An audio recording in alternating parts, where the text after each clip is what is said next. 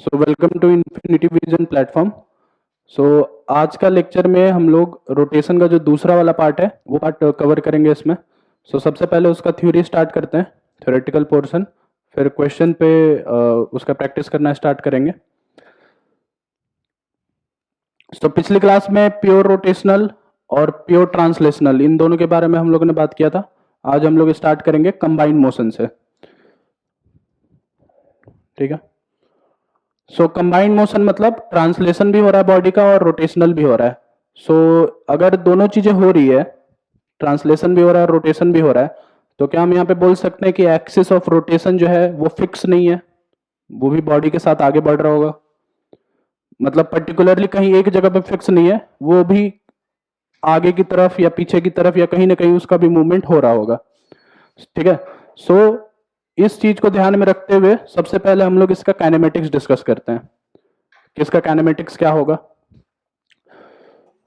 तो जैसे मान लो यहाँ पे एक बॉडी है, ठीक है, ये कंबाइंड मोशन में जा रहा है। मान लो ये ओमेगा से घूम रहा है इस तरीके से। यहाँ पे दो पॉइंट्स मैं कंसिडर करता हूं, point number 1 and point number 2। इस पॉइंट की वेलोसिटी जो है यहाँ पे v1 है और इस पॉइंट की वेलोसिटी जो है यहाँ पे है v2 है। ठीक है। हम लोग v1 और v2 के बीच में रिलेशन दे सकते हैं, ये पता कर सकते हैं कि दोनों कैसे एक दूसरे से रिलेटेड है। रिजिड बॉडी का यहाँ पे कॉन्सेप्ट लगाया जा सकता है और उसके कॉन्सेप्ट की हेल्प से ये दिया जा सकता है। रिजिड बॉडी का कॉन्सेप्ट याद करो, हमने ये डिस्कस किया था कि कोई भी बॉडी जो है रिजिड तभी होता है जब दोनों पॉइंट्स के बीच का डिस्टेंस जो है वो टाइम के साथ नहीं बदल रहा है। ये डिस्टेंस जो है हमेशा फिक्स है।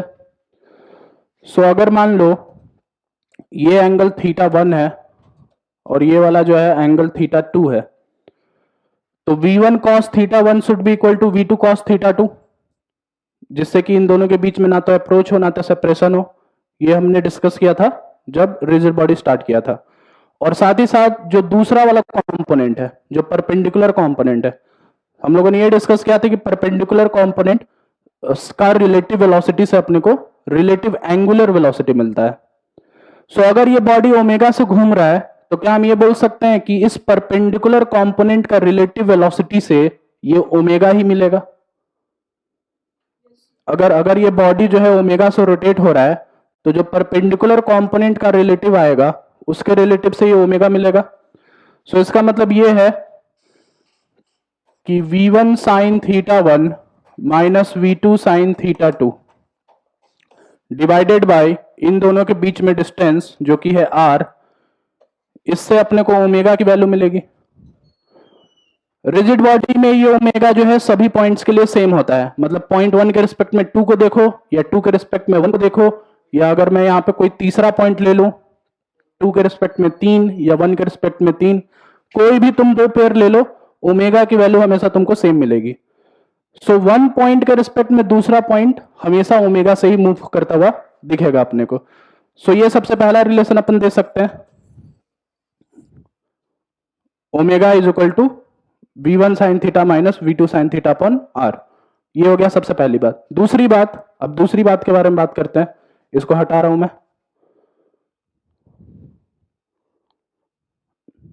अब दूसरा फॉर्म देखो इसका। अगर जैसे मान लो फिर से ये बॉडी लिया मैंने, अब ओमेगा की बात मैं नहीं कर रहा हूं, सिंपली मैं वेलोसिटी की बात कर रहा हूं। ये v1 है और ये v2 है। अभी ओमेगा में पिक्चर में नहीं ला रहा हूं, बस v1 और v2 को डिस्कस कर रहा हूं। v1 vector and v2 vector,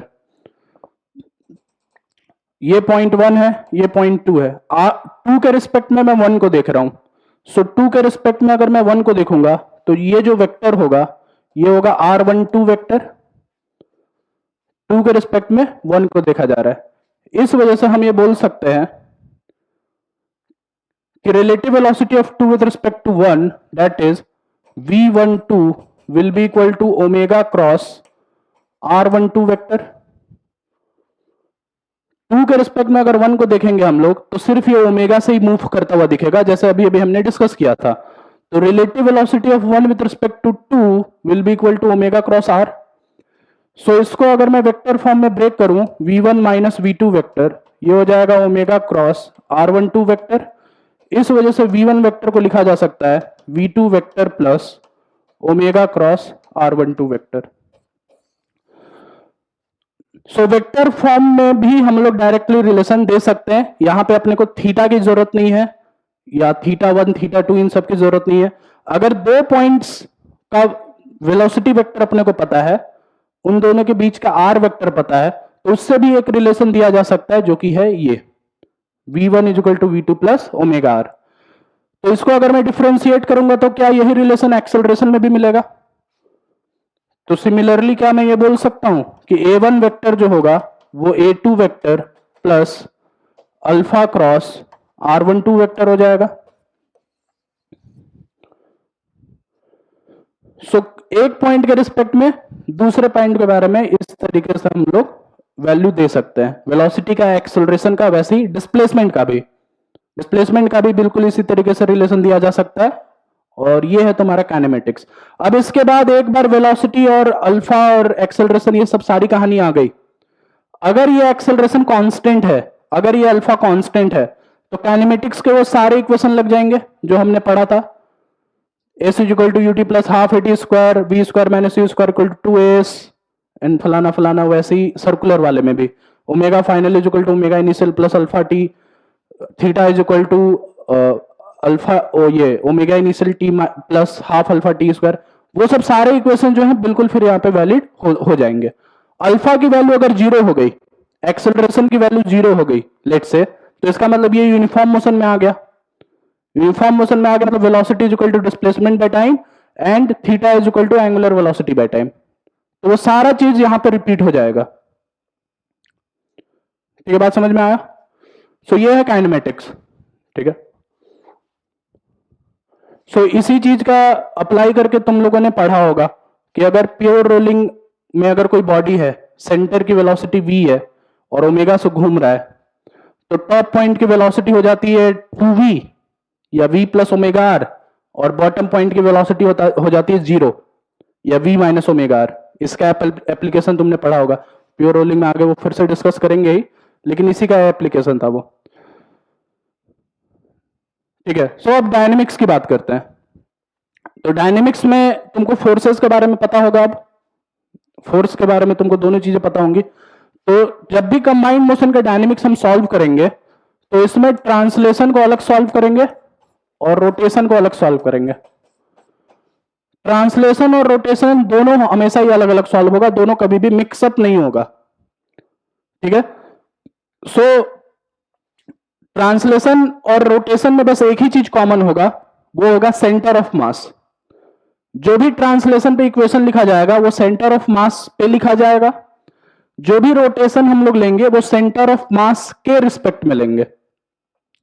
torque calculate करेंगे तो सेंटर ऑफ मास के रिस्पेक्ट में, एंगुलर मोमेंटम भी कैलकुलेट करेंगे या फिर एनर्जी भी लिखना चाहेंगे या जो भी काम करेंगे वो सारा कुछ सेंटर ऑफ मास के रिस्पेक्ट में ही होगा।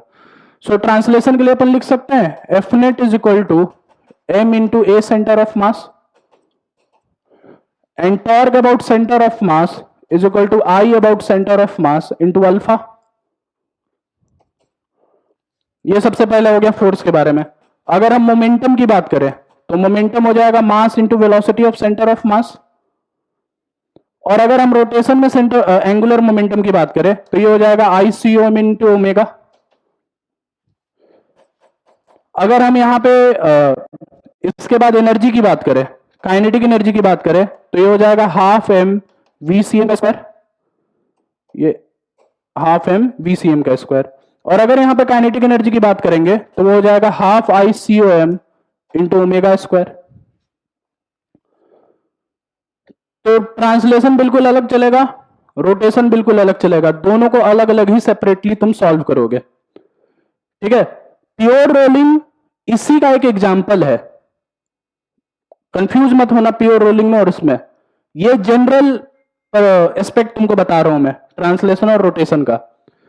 इसी का एक एग्जाम्पल होता है प्योर रोलिंग में, जिसमें ए इक्वल टू अल्फा आर देखने को मिलता है फिक्स सरफेस पे। तो हमेशा ये कंफ्यूजन में मत रहना कि ए जो है हमेशा ही अल्फा इंटू आर के बराबर होगा, ये सही चीज नहीं है।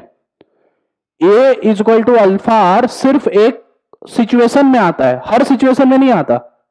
V is equal to omega R ये भी एक सिचुएशन में आता है, वो हर एक सिचुएशन में नहीं आता। जो जनरल परसेप्शन अपना बिल्ड हो जाता है क्वेश्चन सॉल्व करते करते, हर जगह पे v equal to omega R घुसेड़ देते हैं, या हर जगह पे a इक्वल टू अल्फा डाल देते हैं, तो वो हर जगह पे वैलिड नहीं है। अलग अलग सेपरेटली सॉल्व करो। हो सकता है कभी अल्फा आर ए से ज्यादा आ जाए, हो सकता है कभी ए अल्फा आर से ज्यादा आ जाए, कुछ भी हो सकता है। वो बात समझ में आया? तो ये इसका डायनेमिक्स। हमेशा a equal to alpha R या v equal to omega R नहीं लेना है, ठीक है? ठीक है, सो वर्क डन की बात करते हैं अब। तो अगर हम वर्क डन किसी भी फोर्स का निकालेंगे कंबाइंड मोशन में, ऑफ एनी फोर्स, तो नेट वर्क जो में होगा उसके दो कंपोनेंट्स होंगे, एक होगा ट्रांसलेशनल वर्क और एक होगा rotational work. So translational work अपन देंगे F dot D X of centre of mass से। सेंटर ऑफ मास जितना भी मूव करेगा उस फोर्स का डॉट प्रोडक्ट करेंगे फोर्स के साथ, ट्रांसलेशन वर्क निकल जाएगा। और जब रोटेशनल वर्क निकालेंगे तो इस फोर्स का टॉर्क निकालेंगे सेंटर ऑफ मास के about, so torque into D theta, इससे अपना मिलेगा रोटेशनल वर्क। सो यहां पर भी सेंटर ऑफ मास के रिस्पेक्ट में ही वर्क का कैलकुलेशन किया जाएगा। ट्रांसलेशन अलग, रोटेशनल अलग। सेंटर ऑफ मास का डिस्प्लेसमेंट यहां पे हो रहा है, यहां पे सेंटर ऑफ मास के रिस्पेक्ट में टॉर्क कैलकुलेट हो रहा है। ठीक है, सो ये है तुम्हारा वर्क के बारे में।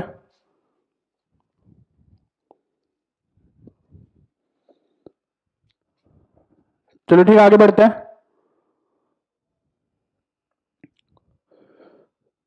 ठीक है, सो अगले पे आते हैं जो कि है point of application of force.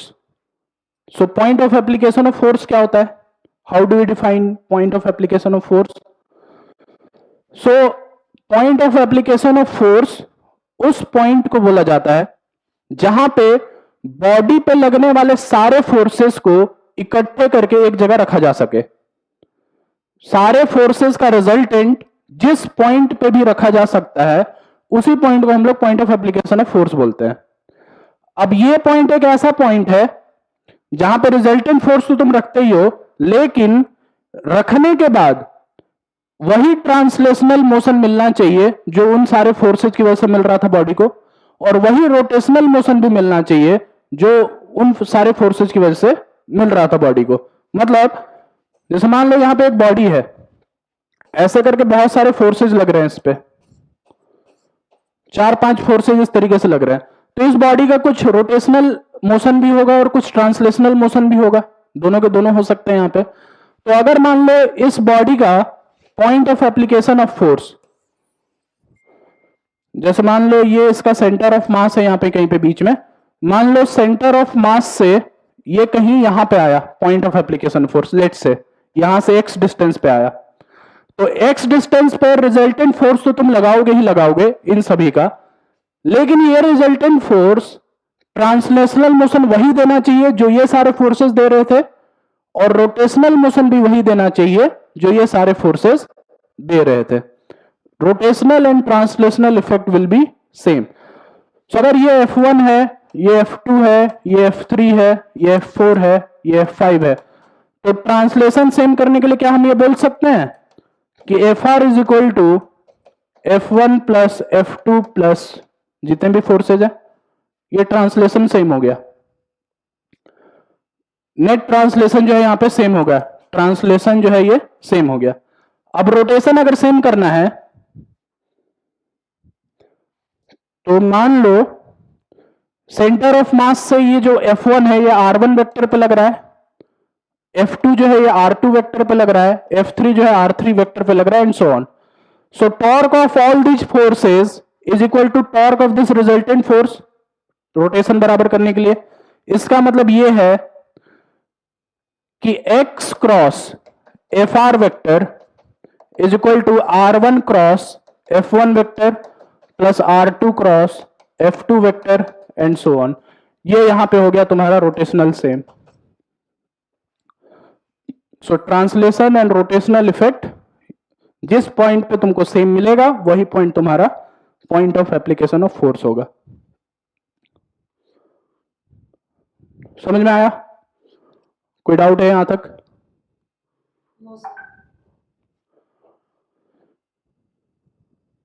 ठीक है, तो आगे बढ़ते हैं। ये इसका कंबाइंड मोशन का सबसे पहला एप्लीकेशन था। ठीक है, अगले एप्लीकेशन पे चलते हैं जो कि है pure rolling. So pure rolling and friction. ठीक है, तो सबसे पहले प्योर रोलिंग की बात करते हैं। What is pure rolling? Pure rolling वही सारे ऑब्जेक्ट्स परफॉर्म कर सकते हैं जो सर्कुलर होते हैं नेचर में। मतलब रोलिंग सबसे पहले अगर हम डिस्कस करें तो रोलिंग वो सारे ऑब्जेक्ट्स कर सकते हैं जो सर्कुलर है नेचर में, जैसे कि रिंग हो गया, ring, disc, sphere, solid sphere, hollow sphere, cylinder, solid cylinder, hollow cylinder, ये सारे सर्कुलर ऑब्जेक्ट्स ही रोलिंग में जा सकते हैं। ठीक है, तो रोलिंग जो है सिर्फ और सिर्फ सर्कुलर ऑब्जेक्ट्स कर सकते हैं।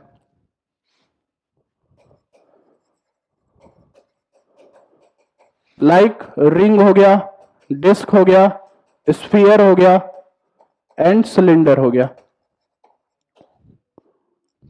ठीक है, तो प्योर रोलिंग एक ऐसा कंडीशन है, प्योर रोलिंग एक ऐसा कंडीशन है जब ये सर्कुलर ऑब्जेक्ट्स का मूवमेंट जिस सरफेस पे भी हो रहा है उस सरफेस के रिस्पेक्ट में कोई रिलेटिव मोशन ना हो। फिर से बता रहा हूं, प्योर रोलिंग एक ऐसा कंडीशन है जिस पे सर्कुलर ऑब्जेक्ट्स का जो मोशन है वो किसी भी सरफेस पे जिस पे भी वो मूव कर रहे हैं उसमें रिलेटिव मोशन ना हो। जब रिलेटिव मोशन नहीं होगा तो उस सिचुएशन को हम लोग बोलेंगे प्योर रोलिंग का सिचुएशन। ठीक है, तो इसमें हम लोग दो केसेस देखेंगे आगे। पहले मैं ये लिख लेता हूं definition.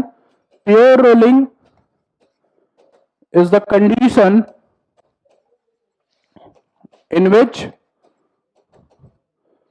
circular objects move on any surface without any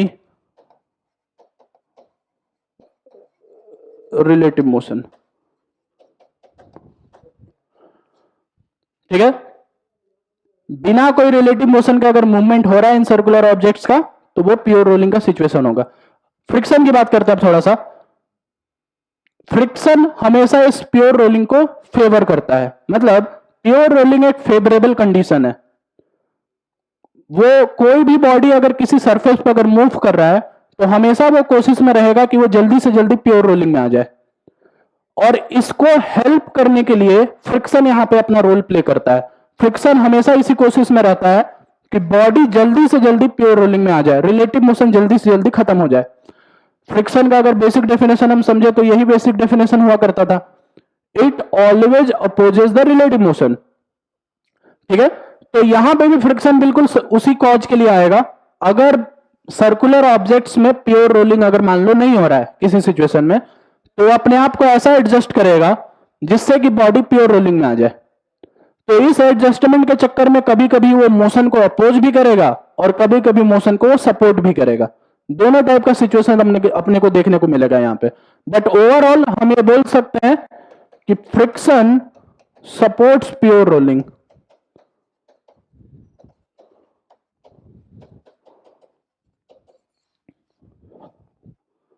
ठीक है,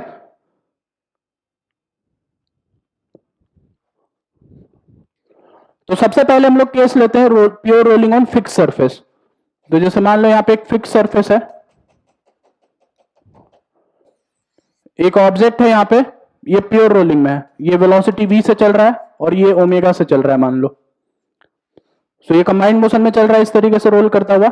सो अगर मैं यहां पे दो पॉइंट्स कंसिडर करता हूं, एक पॉइंट जो है इस सरफेस के ऊपर है और एक पॉइंट इस बॉडी के ऊपर है, तो रिलेटिव मोशन नहीं होने के लिए दोनों की वेलोसिटी, दोनों का एक्सेलरेशन, ये सब चीजें बराबर होनी चाहिए। रिलेटिव मोशन अपन हम तभी बोलते हैं कि नहीं हो रहा है जब इन दोनों सरफेसेस का वेलोसिटी और एक्सेलरेशन बराबर हो रहा है। तो नीचे वाले की वेलोसिटी कितनी है, सरफेस की वेलोसिटी 0, तो ऊपर वाले की भी 0 ही होनी चाहिए, ऊपर वाले की भी 0 होनी चाहिए ना। तो ऊपर वाले की वेलोसिटी अगर हम देखें तो क्या आ रहा है,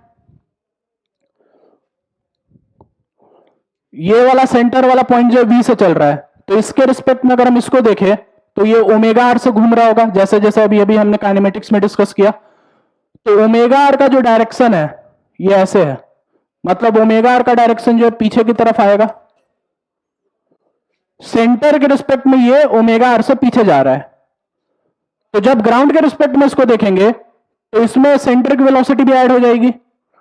v1 is equal to v2 plus omega R, तो v1 निकालने के लिए ओमेगा आर प्लस v2 करना पड़ेगा, मतलब यहां पे इसकी वेलोसिटी v भी जुड़ेगी।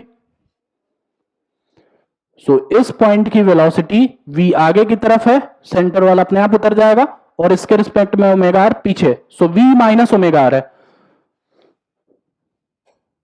velocity of point 1 should be equal to velocity of point 2, therefore v minus omega r should be equal to 0। इस वजह से यहां से अपने को रिलेशन मिलता है v is equal to omega r।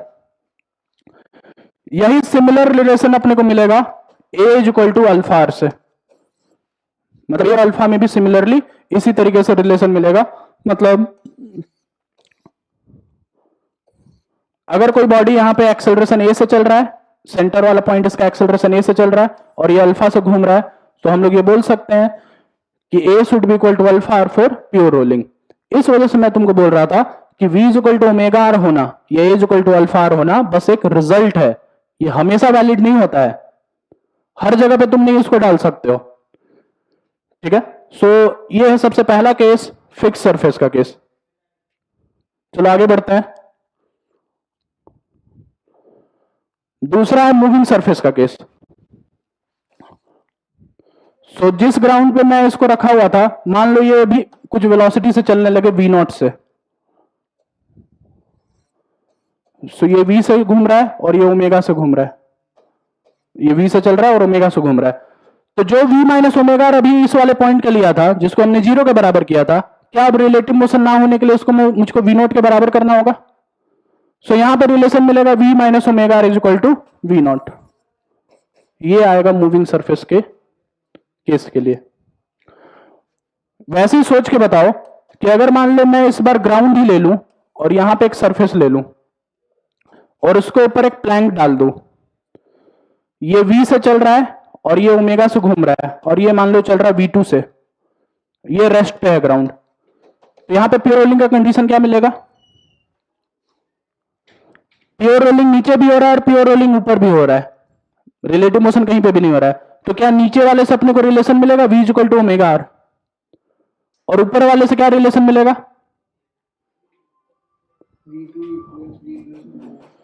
v minus omega R is equal to 0। ये तो नीचे वाले से मिला, बॉटम से। ऊपर वाले से क्या मिलेगा,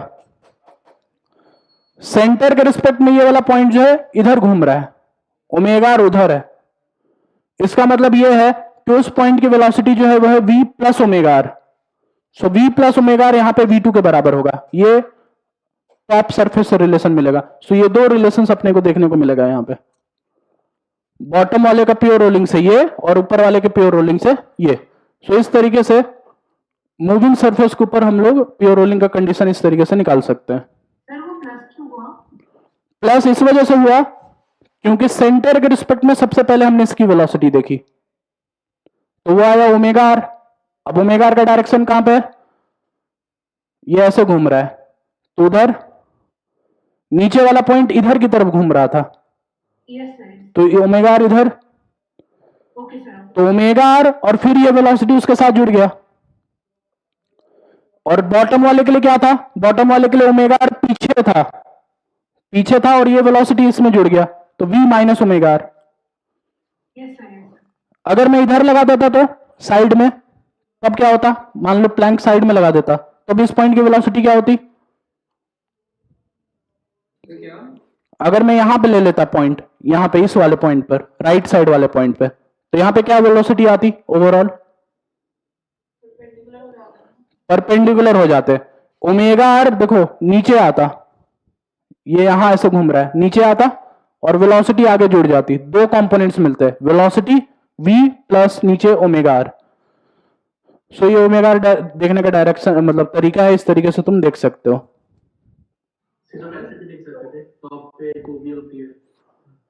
टू वी हर जगह नहीं होती है, टू वी इस कंडीशन में आ रहा है, इस कंडीशन में टॉप पे टू वी आएगा क्या, पहला वाला जो कंडीशन है जिसमें ग्राउंड मूव हो रहा है वी नॉट से, तो क्या ये 2v रहेगा इसमें? इस वाले में 2v नहीं रहेगा, इस वाले में v प्लस ओमेगा आर होगा, और v की वैल्यू फिर यहां से निकालोगे तुम। इस वाले केस में 2v हो रहा है सिर्फ। मतलब टॉप वाले में जो प्लैंक है उसकी वेलोसिटी वो जो वो है v हमारा उससे हो रही है, जस्ट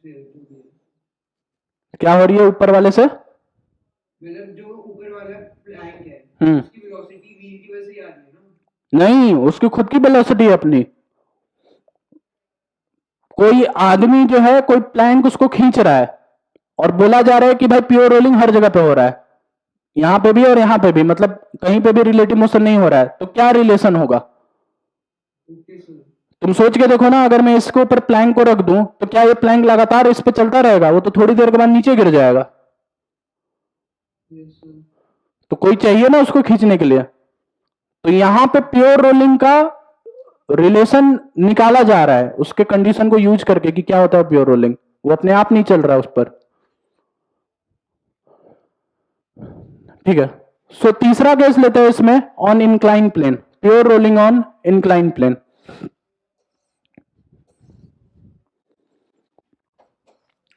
सो मान लो यहां पे एक इंक्लाइन प्लेन है जिसका एंगल है थीटा,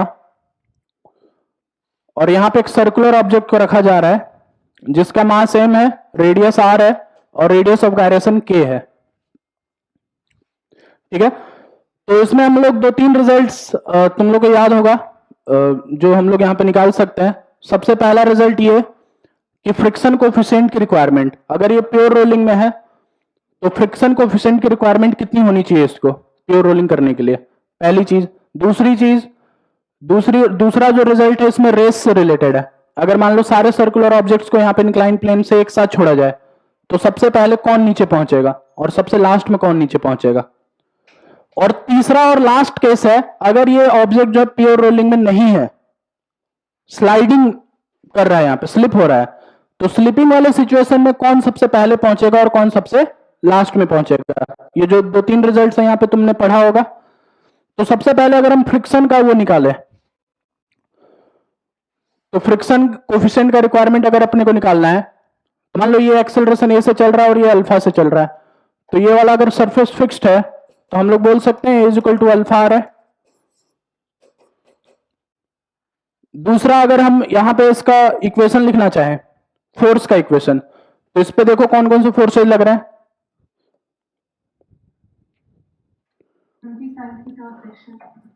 एक तो लग रहा है यहां पे mg साइन थीटा जो कि नीचे लग रहा है, जो कि सेंटर ऑफ मास पे है, और दूसरा है फ्रिक्शन। अब बताओ फ्रिक्शन कहां लगेगा, इसको प्योर रोलिंग में चलना है, फ्रिक्शन कहां पे लगना चाहिए, ऊपर कि नीचे? ऊपर क्यों? क्योंकि ऊपर क्यों?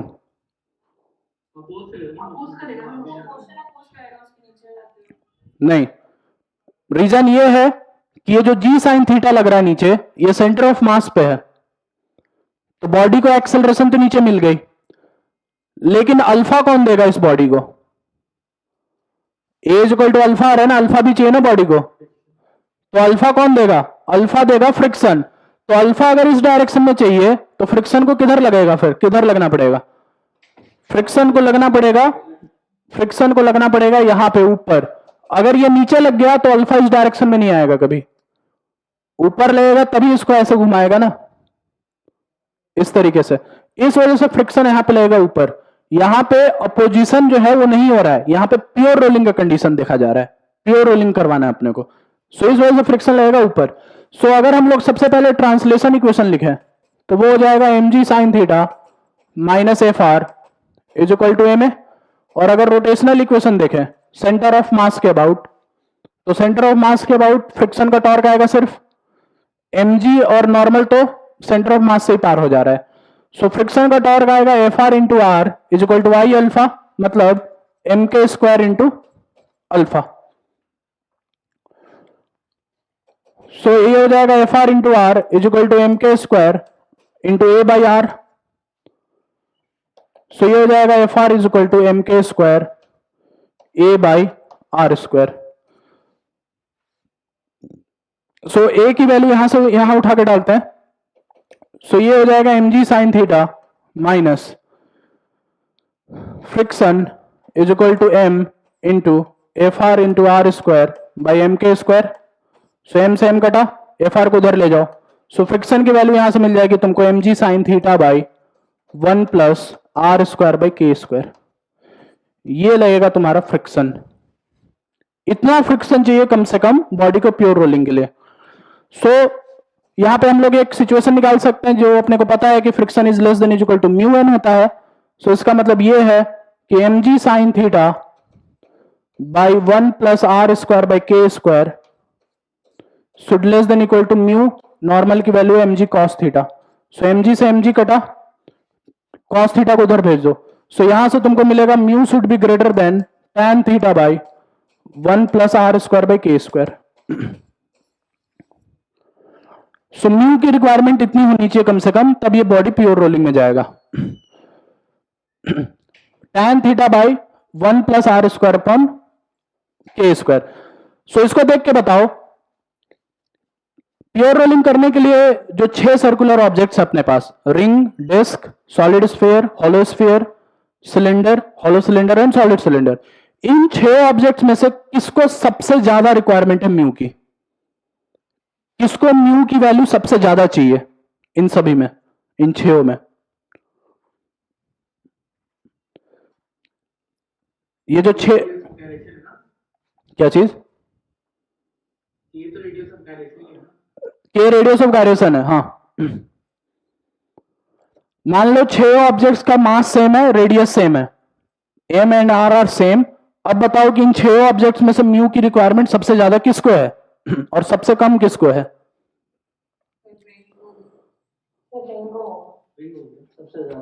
के जिसका ज्यादा होगा उसका आर बाई के सबसे कम,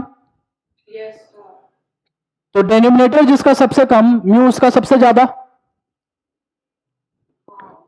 के जिसका ज्यादा है उसका आर बाई के कम, तो जिसका आर बाई के कम उसका ओवरऑल वैल्यू ज्यादा हो गया। तो के किसका सबसे ज्यादा होता है?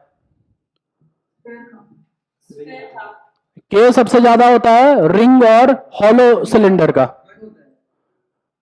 के सबसे ज्यादा होता है रिंग और हॉलो सिलेंडर का। M are square is equal to M K square, K की वैल्यू आर के बराबर होती है। और सबसे कम जो होता है वो होता है सॉलिड स्फीयर का, 2/5 under root 2/5 R. Ring, hollow cylinder, then disc, solid cylinder, then hollow sphere and last में सॉलिड स्फीयर। तो रिंग और हॉलो सिलेंडर सबसे पहले है और सॉलिड स्फीयर सबसे नीचे है। तो क्या मैं ये बोल सकता हूं कि रिंग और हॉलो सिलेंडर को सबसे ज्यादा म्यू की रिक्वायरमेंट है? Yes. और जो तुम्हारा हॉलो स्फीयर ये सॉरी सॉलिड स्फीयर है उसमें म्यू की वैल्यू सबसे कम है?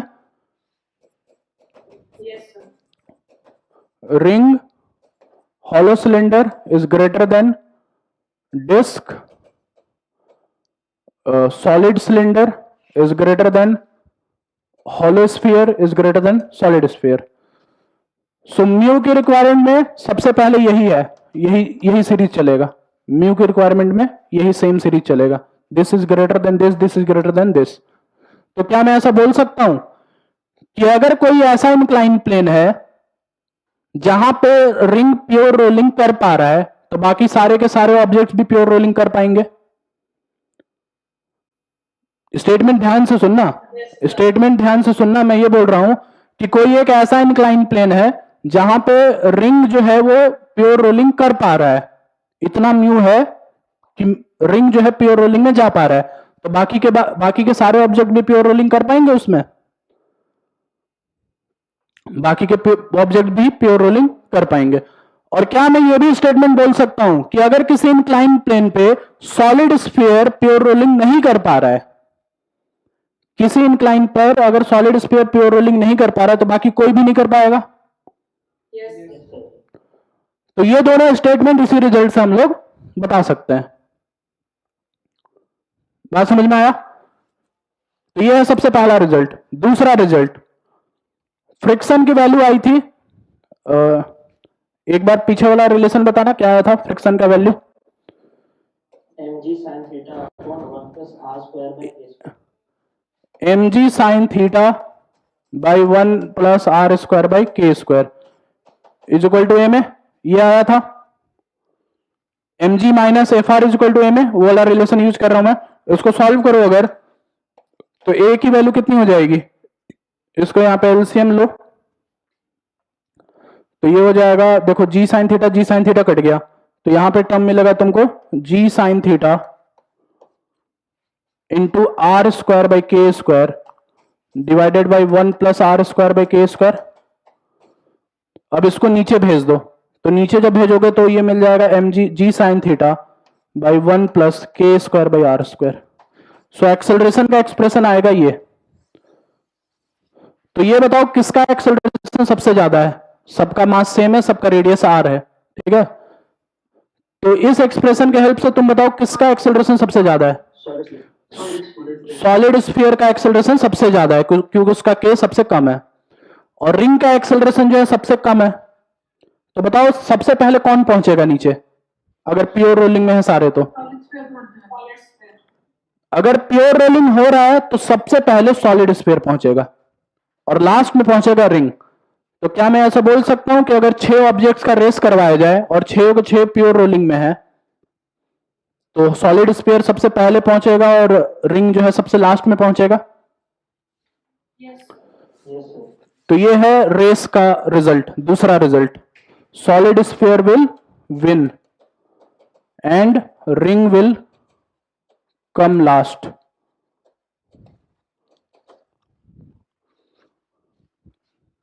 ये दूसरा रिजल्ट है। तीसरे रिजल्ट की बात करते हैं। तीसरा रिजल्ट एनर्जी से रिलेटेड। अगर 6 के 6 ऑब्जेक्ट सेम हाइट से छोड़ा जा रहा है, तो बताओ किसका ट्रांसलेशनल एनर्जी सबसे ज्यादा होगा। ट्रांसलेशनल एनर्जी किसका ज्यादा होगा और रोटेशनल एनर्जी किसका ज्यादा होगा। तो क्या ट्रांसलेशनल एनर्जी उसका ज्यादा होगा जिसका एक्सेलरेशन ज्यादा है। डिस्प्लेसमेंट तो सबको सेम ही कवर करना है, हाइट एच सेम है सबका। तो अगर डिस्प्लेसमेंट सबको सेम कवर करना है तो जिसका एक्सेलरेशन ज्यादा होगा वो ज्यादा वेलोसिटी से नीचे पहुंचेगा। तो क्या हम बोल सकते हैं कि सॉलिड स्फीयर का ट्रांसलेशनल एनर्जी सबसे ज्यादा होगा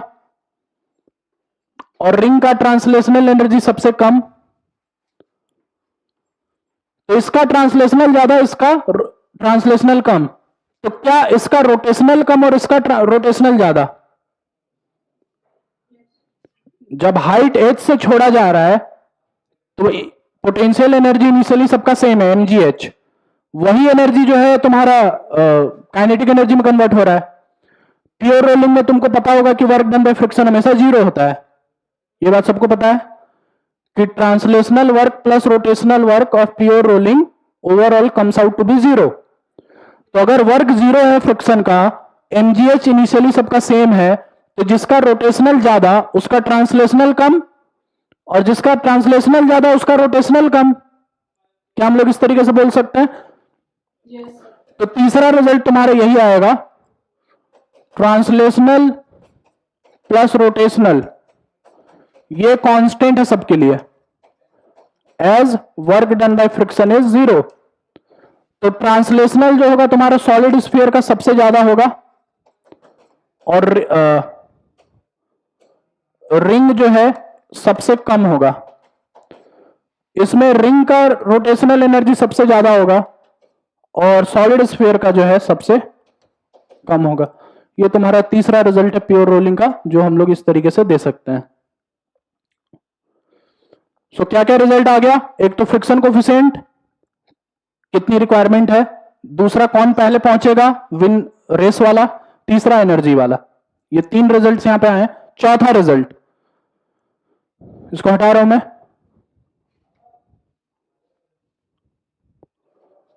सो चौथा रिजल्ट जो है वो है स्लाइडिंग केस का, मतलब प्योर रोलिंग नहीं हो रहा है जब, नॉन प्योर रोलिंग।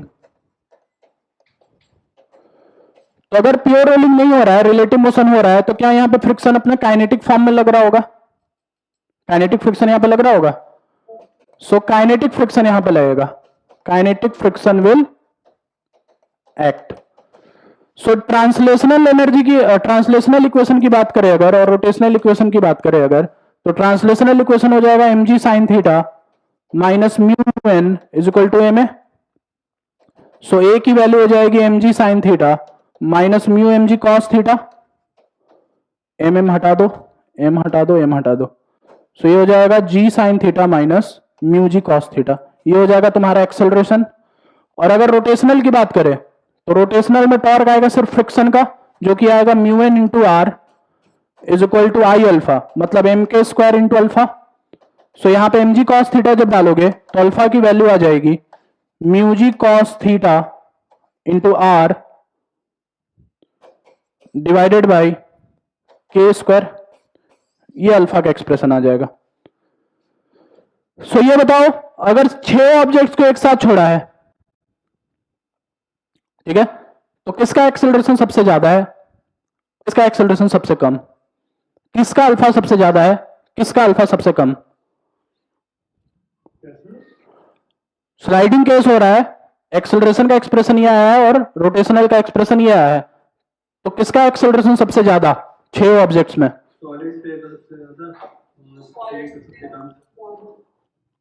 क्यों सॉलिड स्फीयर का सबसे ज्यादा, क्यों सॉलिड स्फीयर का सबसे ज्यादा क्यों। स्लाइडिंग केस हो रहा है, वो प्योर रोलिंग का केस था। म्यू की वैल्यू सबसे कम जो थी वो स्लाइडिंग और वो प्योर रोलिंग वाले में निकल के आया था। ये तो चौथा केस ले रहे हैं अपन, स्लाइडिंग का case, non pure rolling.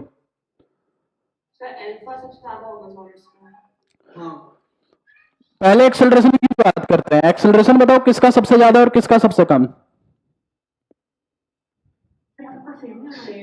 Acceleration सबका सेम होगा, यहां पे कोई भी के और आर का फैक्टर नहीं है, यहां पे एक्सेलरेशन सबका सेम होगा। अगर एक्सेलरेशन सबका सेम है, डिस्प्लेसमेंट सबको बराबर करना पड़ रहा है, तो क्या वेलोसिटी सबका सेम होगा नीचे पहुंचते वक्त।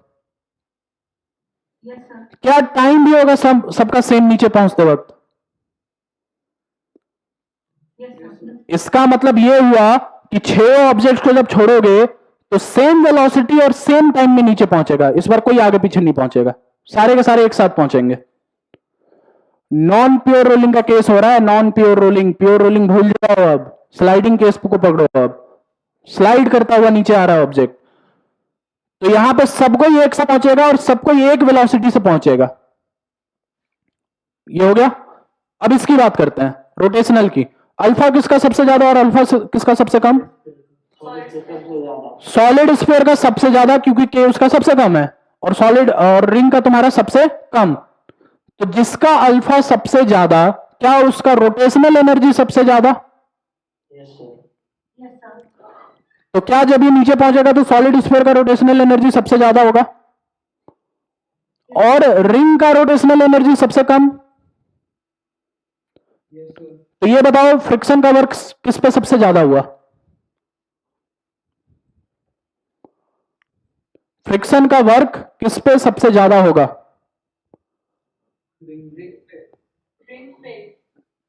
ये एनर्जी सबका सेम है, ये वाला एनर्जी सबका सेम है।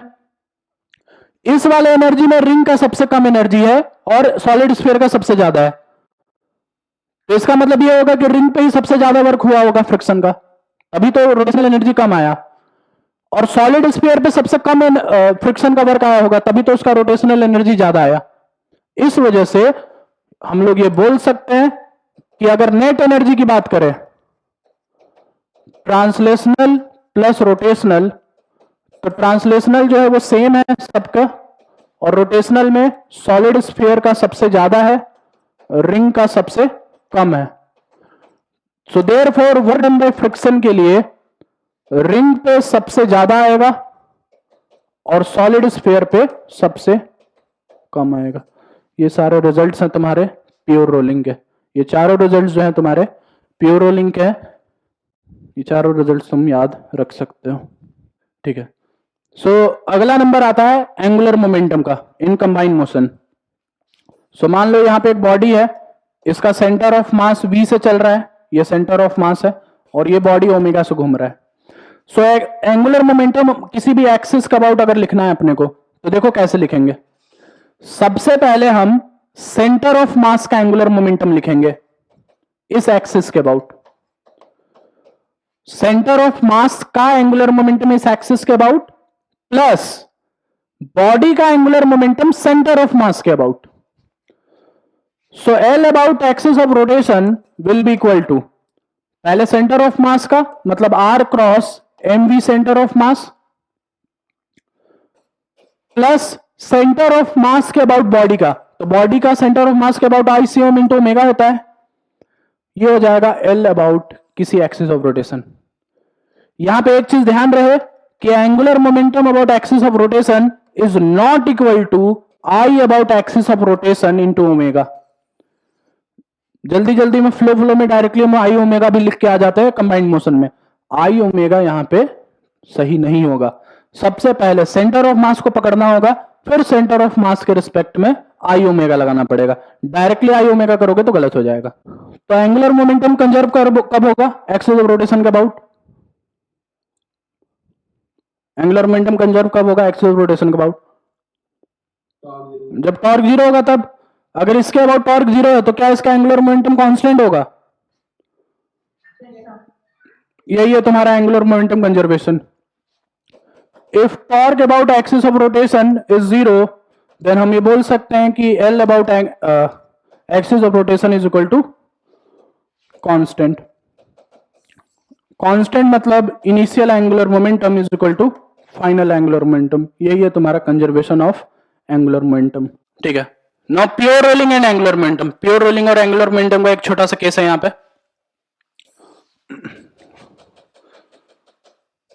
अगर मान लो ये बॉडी जो है प्योर रोलिंग में है, ये V से चल रहा है और ये ओमेगा से चल रहा है, ठीक है। तो अगर मान लो मैं यहां पे एक एक्सिस लेता हूं, यहां पे ग्राउंड पे कोई भी एक पॉइंट ले लेता हूं मैं एक्सिस A, तो हम ये बोल सकते हैं कि इस A के अबाउट इस पे लगने वाला टॉर्क जीरो है। इस लाइन पर, इस ग्राउंड पे तुम कोई भी पॉइंट लोगे तो उस पॉइंट के अबाउट इस पे लगने वाला टॉर्क जीरो के बराबर होगा। ऐसा क्यों? ऐसा इस वजह से क्योंकि अगर तुम इसका एफबीडी देखोगे तो यहां पे लगेगा नॉर्मल और यहां पे लगेगा एमजी, और फ्रिक्शन यहां पे लाइन पे कहीं पे है, या तो पीछे या तो आगे। तो फ्रिक्शन इसी एक्सिस से पार हो गया, उसका टॉर्क का काम खत्म। नॉर्मल और एमजी दोनों बराबर है, तो क्या इसका टॉर्क और इसका टॉर्क बैलेंस हो गया? इसका मतलब हम ये बोल सकते हैं कि l about a is always constant. मतलब angular momentum is conserved about a. ठीक है, सो अगर बॉडी जो है प्योर रोलिंग में है तो ए जो होगा वो ए के अबाउट इस बॉडी का एंगुलर मोमेंटम हमेशा कंजर्व्ड होगा। पहली चीज। दूसरी चीज, अगर ये बॉडी एंगुलर प्योर रोलिंग अगर नहीं है तो क्या होगा फिर? कोई बता सकता है मेरे को? अगर ये बॉडी प्योर रोलिंग में नहीं होगा तो इसके बारे में हम क्या बोल सकते हैं? वो फ्रिक्शन का कंपोनेंट है। फ्रिक्शन का कंपोनेंट आएगा कहां पे? उसका टॉर्क जीरो नहीं होगा ना। क्यों? कहां पे कंपोनेंट आएगा? अच्छा नहीं, फ्रिक्शन। अगर ये प्योर रोलिंग में नहीं है तो फ्रिक्शन काइनेटिक होगा। फ्रिक्शन तो काइनेटिक होगा ना, लेकिन यहीं से तो पार हो जाएगा ना, वो पार तो अभी भी यहीं से होगा। यस। जब फ्रिक्शन इसी लाइन पर है तो अभी भी तो यहीं से पार हो रहा है, या तो इधर या तो उधर। नॉर्मल और एमजी अभी भी बराबर है, तो इन दोनों का टॉर्क अभी भी काम खत्म, बैलेंस हो गया। इसका मतलब नॉन प्योर रोलिंग में भी तुम्हारा एंगुलर मोमेंटम कंजर्व्ड है। So angular momentum is constant for pure rolling as well as non-pure rolling। दोनों केसेस के लिए एंगुलर मोमेंटम हमेशा कंजर्व्ड होगा। तो इसी में हम लोग तीन केसेस फिर यहां से निकालते हैं। ठीक है, तीन केसेस यहां से निकल के आते हैं, जल्दी से उसको डिस्कस करते हैं। चलो हटाऊं इसको मैं। Yes, I can. सबसे पहला केस, मान लो ये V है और ये ओमेगा है।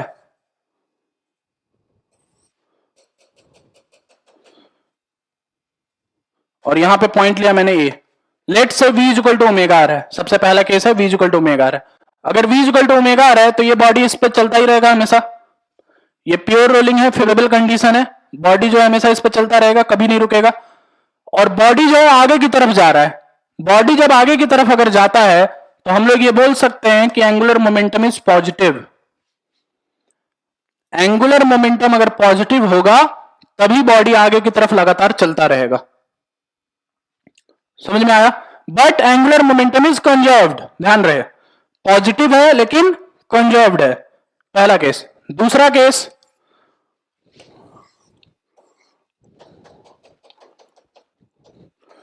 मान लो ये v है और ये ओमेगा है, v is greater than omega R है या फिर v is less than omega R है, दोनों में से कोई सा भी केस ले लो।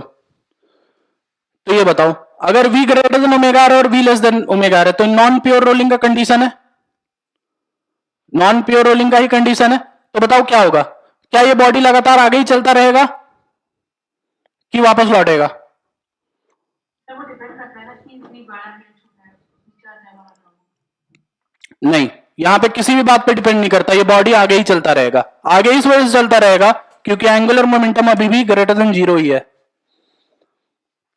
एमवीआर और आई ओमेगा का डायरेक्शन दोनों सेम ही है, इस वजह से एंगुलर मोमेंटम यहां पे भी पॉजिटिव है। इस वजह से दोनों में से कोई सा भी केस हो तब भी ये बॉडी जो है आगे ही चलता रहेगा।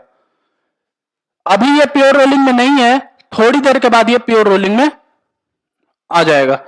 थोड़ी देर में प्योर रोलिंग पे आने का मतलब ये है कि थोड़ी देर के बाद अपने को ये देखने को मिलेगा, ये वी नॉट से चलेगा, ये ओमेगा नॉट से चलेगा, such that V not is equal to omega not R. कोई भी सिचुएशन हो, ऊपर वाला सिचुएशन हो या नीचे वाला सिचुएशन हो, ये थोड़ी देर के बाद इसमें आ जाएगा। सो फाइनल वेलोसिटी और ओमेगा नॉट हम लोग एंगुलर मोमेंटम को कंजर्व करके निकाल सकते हैं। तो यहां पे इस वजह से दो चीजें तुमको ध्यान रखने की जरूरत है। जब भी इस टाइप के क्वेश्चन जब तुम इनकाउंटर करोगे तो दो चीजों का ध्यान रखना होगा तुम्हें। पहली चीज कि अगर एंगुलर मोमेंटम पॉजिटिव है तो बॉडी आगे ही चलेगी, वो आगे ही चलती रहेगी। और थोड़ी देर के बाद जब प्योर रोलिंग आएगा तो इस कंडीशन में और इस कंडीशन में एंगुलर मोमेंटम कंजर्व करके वी नॉट की वैल्यू निकाली जा सकती है।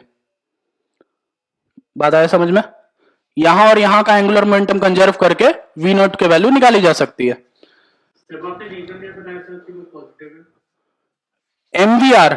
एमवीआर जो है वो उसका डायरेक्शन यहां पे है और सेंटर ऑफ मास के अबाउट आई ओमेगा भी यहीं पे है, तो दोनों एडअप हो रहा है ना, दोनों एडअप हो रहा है तो इसका मतलब ये पॉजिटिव होगा।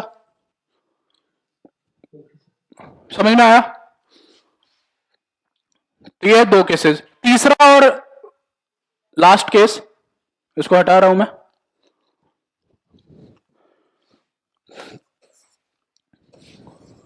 अगर ये वेलोसिटी v इधर है और ये ओमेगा इधर है, ठीक है, तो यहां पे तीन केसेस तुमको देखने को मिलेंगे। अगर LA जो है ग्रेटर देन जीरो है, मान लो LA जो है वो ग्रेटर देन जीरो है, तो ये आगे ही चलता रहेगा और आगे चलते हुए प्योर रोलिंग में आ जाएगा। ये pure rolling in forward direction only, pure rolling in forward direction only. तो थोड़ी देर के बाद ये वी नॉट ओमेगा नॉट पे पहुंच जाएगा, V not is equal to omega not, angular momentum conserve करके निकाल लोगे। ये पहला केस। दूसरा केस, अगर LA जीरो के बराबर है, अगर LA जो है अगर जीरो के बराबर है तो ये बॉडी थोड़ी देर के बाद रुक जाएगी। थोड़ी देर के बाद V भी जीरो हो जाएगा और ओमेगा भी जीरो हो जाएगा, मतलब body stops after some time, body stops after some time. और लास्ट केस, अगर LA की वैल्यू लेस देन जीरो है, बताओ इसमें क्या होगा? अगर ये निगेटिव होगा तो क्या होगा? लेफ्ट साइड में घूमता रहेगा। तो ये वापस लौटेगा, लेफ्ट साइड में घूमता नहीं रहेगा, ये आगे जाएगा और आगे जाने के बाद वापस लौटेगा और वापस लौटते वक्त फिर ये प्योर रोलिंग में आएगा। So body returns back and in return journey and in return journey it comes in pure rolling. Body वापस आएगा और जब वो वापस वाले जर्नी में आएगा तब जाकर के वो किसी पॉइंट पर प्योर रोलिंग में आएगा. तो ये 3 केसेज हैं जो इसमें तुमको याद रखना होगा. ध्यान रखना वेलोसिटी इधर है और ओमेगा पीछे है.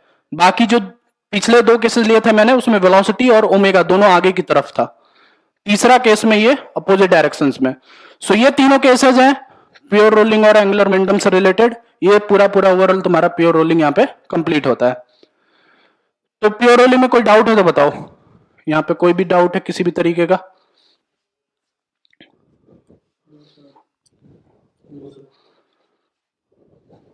ये सबने लिख लिया? नोट कर लिया सबने? Yes. ठीक है. सो लास्ट में आते हैं टॉपलिंग. सो टॉपलिंग का कंडीशन क्या होता है? How do you define toppling? Body को टॉपलिंग में तब हम लोग कंसिडर करते हैं जब वो सरफेस से एक तरफ से कांटेक्ट लूज करना स्टार्ट करता है. पूरा कांटेक्ट लूज नहीं होता है, एक तरफ से कांटेक्ट लूज होता है. जैसे मान लो अगर तुम अलमीरा को पुश करो, अलमीरा जो है अगर तुम जमीन पे पुश करो तो देखा होगा तुमने कि वो एक तरफ से ऊपर उठ जाता है. तो वो जो सिचुएशन है जहां पे एक तरफ से ऊपर उठता है उसी को हम लोग बोलते हैं टॉपलिंग. सो टॉपलिंग को बचाने के लिए या बॉडी को टॉपलिंग से बचाने के लिए नॉर्मल यहां पे अपना रोल प्ले करता है.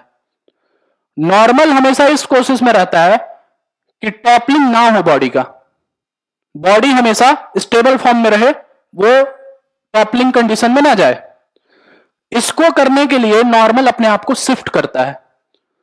जिस डायरेक्शन में बॉडी टॉपल हो रही है उसके अपोजिट डायरेक्शन में नॉर्मल अपने आप को शिफ्ट करके टॉपलिंग से बचाता है उसको. जैसे एग्जांपल के तौर पे अगर मान लो मैं यहां से फोर्स लगा रहा हूं इस बॉडी पे, तो सेंटर ऑफ मास के अबाउट तुम देख सकते हो कि ये जो है इधर की तरफ घूमने वाला है. यहां पे इसका टॉर्क लग रहा है. तो जब ये टॉर्क इधर की तरफ लग रहा है तो नॉर्मल इस टॉर्क के अपोजिट डायरेक्शन में शिफ्ट करेगा अपने आप को टॉपलिंग को बचाने के लिए. तो क्या हम लोग बोल सकते हैं कि ये नॉर्मल जो यहां पे सेंटर ऑफ मास के सामने लग रहा था अब इधर की तरफ शिफ्ट होगा और यहां पे लगना स्टार्ट हो जाएगा. तो नॉर्मल अपने आप को अपोजिट डायरेक्शन में शिफ्ट करेगा टॉपलिंग से बचाने के लिए. जितना शिफ्ट कर सकता है मैक्सिमम उतना शिफ्ट करेगा. मैक्सिमम शिफ्ट होने के बाद भी अगर मान लो टॉपलिंग नहीं रुक पाया तो बॉडी उड़ जाएगा. सो इस वजह से हम लोग ये बोल सकते हैं कि टॉपलिंग का जो कंडीशन है वो ये है कि torque of all other forces about centre of mass should be greater than torque of shifted normal about center of mass. अगर इसका टॉर्क इसके टॉर्क से ज्यादा होता है शिफ्टेड नॉर्मल का तो बॉडी जो है टॉपल कर जाएगा. सो ये है तुम्हारा टॉपलिंग का कंडीशन. सारे फोर्सेज मतलब सारे फोर्सेज, नॉर्मल के अलावा बॉडी पे जो भी फोर्सेज हैं, फ्रिक्शन, एफ, एमजी, जितने भी फोर्सेज है सबका torque about centre of mass should be greater then torque of shifted normal. ठीक है. सो लास्ट आते हैं इसमें इंस्टेंटेनियस एक्सिस ऑफ रोटेशन पे. सो इंस्टेंटेनियस एक्सिस ऑफ रोटेशन क्या होता है? IAOR. Instantaneous axis of rotation उस एक्सिस को बोला जाता है जिसके अबाउट किसी भी टाइप का मोशन, चाहे वो प्योर ट्रांसलेशनल हो, चाहे वो प्योर रोटेशनल हो, चाहे वो कंबाइंड मोशन हो, किसी भी टाइप का मोशन हो, किसी भी टाइप का मोशन इस एक्सिस के अबाउट प्योर रोटेशनल होता है. इंस्टेंटेनियस एक्सिस ऑफ रोटेशन एक ऐसा स्पेशल एक्सिस है जिसके अबाउट कोई भी मोशन प्योर रोटेशनल मोशन में दिखता है अपने को. So about this axis any type of motion appears to be pure rotational motion. So instantaneous axis निकालने का तरीका यह है कि बॉडी पे कोई भी 2 पॉइंट्स लो, कोई भी 2 पॉइंट्स कंसिडर करो बॉडी पे और उस पॉइंट का वेलोसिटी देखो. 2 पॉइंट्स लो, दो पॉइंट्स का वेलोसिटी देखो, नेट वेलोसिटी किधर है, वेलोसिटी के परपेंडिकुलर डायरेक्शन में लाइन ज्वाइन करो, ड्रॉ करो, वो लाइन जहां पे भी टकराएगा वही वाला पॉइंट एक्सिस ऑफ रोटेशन होगा। जैसे एग्जांपल के तौर पे मान लो ये रॉड है, इस पॉइंट का वेलोसिटी नीचे है और इस पॉइंट की वेलोसिटी आगे है। ये दो पॉइंट्स मैंने कंसिडर किया है, एक नीचे और एक इधर। तो इस वेलोसिटी के परपेंडिकुलर डायरेक्शन में एक लाइन ज्वाइन करो, लाइन ड्रॉ करो, और इस वेलोसिटी के परपेंडिकुलर डायरेक्शन में एक लाइन ड्रॉ करो। ये दोनों जहां पे भी टकराएगा यही तुम्हारा इंस्टेंटेनियस एक्सिस ऑफ रोटेशन होगा। सो इस बॉडी का इंस्टेंटेनियस एक्सिस ऑफ रोटेशन ये है। इस एक्सिस के अबाउट ये जो बॉडी है प्योर रोटेशनल मोशन में तुमको दिखेगा। सो इस वजह से हम ये बोल सकते हैं कि बॉडीज एनर्जी जो है वो हो जाएगा half I A axis of rotation, I instantaneous axis of rotation into omega square. जब प्योर रोटेशनल मोशन में है ये, तो इसका एनर्जी जो होगा सिर्फ हाफ आई ओमेगा स्क्वायर के बराबर होगा। सो ये है तुम्हारा ओवरऑल सेकेंड पार्ट का रोटेशनल डायनेमिक्स का पूरा थ्योरी। उस पॉइंट पे ऐसा होता ही है, ये इंस्टेंटेनियस है, हर पॉइंट पे बदलता चला जाएगा वो। ऐसा नहीं है कि इस पॉइंट पे ये सर्कुलर रोटेशनल में दिखा तो इसके अगले मोमेंट पे भी इसी पॉइंट के अबाउट दिखेगा। हो सकता है अगले पॉइंट पे बदल जाए, लेकिन इस इंस्टेंट पे ये दिखेगा तुमको प्योर रोटेशनल। अगले इंस्टेंट पे अगली बार बात करेंगे फिर। सो क्वेश्चन सॉल्व करना स्टार्ट करते हैं। सबसे पहले सॉल्व करो question number 1 to 10। Question number 1 हो गया। हो गया सही। क्वेश्चन नंबर 1 हो गया। यस इनका वेक्टर एडिशन सबसे पहले कर दो। तो x डायरेक्शन में 300, y डायरेक्शन में 400, तो रिजल्टेंट दोनों का 500 आ जाएगा, x और y का मैग्नीट्यूड। तो अब इन तीनों में से कैसे डिसाइड करोगे, या चारों में से कैसे डिसाइड करोगे किस पॉइंट पे लगेगा? थीटा 15 भी है और क्लॉकवाइज डायरेक्शन में 400 और 300 तो सी होगा। तो वो डिसाइड करोगे तुम टॉर्क से। क्लॉकवाइज है। तो टॉर्क जब इसका कैलकुलेट करोगे तो ये 200 और ये 200, ये तो बैलेंस हो गया, और 400 और 100 इन दोनों का एक ही डायरेक्शन में। सर सेम डायरेक्शन है। 200 और 200 सेम डायरेक्शन में नहीं है, कट जाएगा। टॉर्क, फोर्स की बात नहीं कर रहा हूं, उनके टॉर्क की बात कर रहा हूं। पॉइंट ओ के अबाउट ये इधर घुमा रहा है और ये इधर घुमा रहा है, तो ये दोनों कट जाएगा। तो यहां पर रिजल्टेंट जो आएगा वो आएगा इधर की तरफ 300 और इधर की तरफ आएगा 400। मतलब रिजल्टेंट फोर्स यहां पे ऐसे आएगा, ये एंगल। सो ये थीटा जो होगा tan इनवर्स 4/3, मतलब ये थीटा जो होगा ये 53 डिग्री होगा।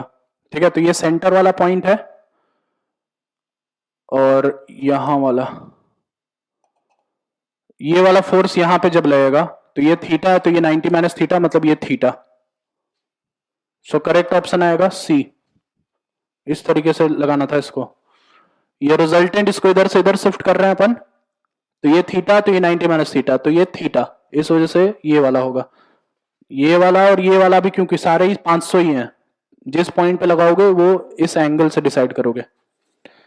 ठीक है, तो ये question number 1। Next question number 2। बता दीजिए। सो क्वेश्चन नंबर 2 में बोला गया है कि ring A is rolling without sliding, means pure rolling में है ये। विदाउट स्लाइडिंग या विदाउट स्लिपिंग, जहां पे भी देखोगे वहां पे प्योर रोलिंग का सिचुएशन रहेगा। With a velocity v in the horizontal surface of body B, all surfaces are smooth, B has no initial velocity, what will be the maximum height reached by A on B? A on B पे कितना maximum height पे जा सकता है? तो मान लो ये maximum height यहां तक जा सकता है, हाइट h तक। तो जब ये ऊपर जाएगा तो इसकी वेलोसिटी तो बदलेगी, इसकी वेलोसिटी बदल लेगी। ये मान लो v से कुछ v डैश हो गया, तो अगर इस रिंग की वेलोसिटी v डैश हो रही है, ट्रांसलेशन वेलोसिटी, तो इसकी वेलोसिटी भी तो v डैश ही रहेगी। मैक्सिमम हाइट है, मैक्सिमम हाइट पर दोनों की ट्रांसलेशन वेलोसिटी सेम ही होगी, तभी तभी ये इसके रिस्पेक्ट में रेस्ट पे आ पाएगा ना। अगर इसके रिस्पेक्ट में रेस्ट पे नहीं आया तो ये और ऊपर जाएगा ना ये। तो अगर मैक्सिमम हाइट पे है ये, तो दोनों की ट्रांसलेशनल वेलोसिटी बराबर होनी चाहिए। सो यहां पे एनर्जी कंजर्वेशन लगा सकते हो, फ्रिक्शन का वर्क तो जीरो ही है क्योंकि प्योर रोलिंग में है। So work done by all forces equal to change in kinetic energy. So work done by mg है सिर्फ यहां पे, that is minus mgh is equal to change in kinetic energy. तो initial kinetic energy minus sorry final kinetic energy minus initial kinetic energy. So final kinetic energy कितना है, half, दोनों का mass same है ना, सेम मास है, तो half into 2m into V dash square, और ये प्योर रोलिंग में भी है तो इसका एक रोटेशनल एनर्जी भी होगा, that is half I, that is m are square into omega square, मतलब वी डैश बाई आर का स्क्वायर।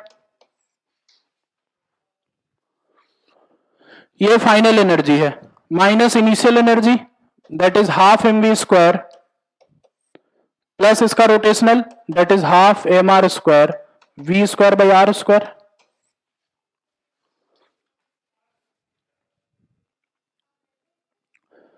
अब यहां पे एक इक्वेशन और चाहिए, अपने को वी डैश पता करना पड़ेगा, तभी हम एच की वैल्यू बता पाएंगे। अब वी डैश बताओ कैसे पता चलेगा, मोमेंटम कंजर्व करके। Translation very good, momentum conservation करके। ट्रांसलेशन में कोई भी एक्सटर्नल फोर्स नहीं है, so initial translational momentum is equal to final momentum. So initial momentum जो है वो है एम वी और फाइनल मोमेंटम है 2m वी डैश। तो वी डैश की वैल्यू मिल गई, वी डैश की वैल्यू पुट करो, एच की वैल्यू आ जाएगी, जो भी आना होगा कैलकुलेट होकर के आ जाएगा। करेक्ट ऑप्शन बी होगा।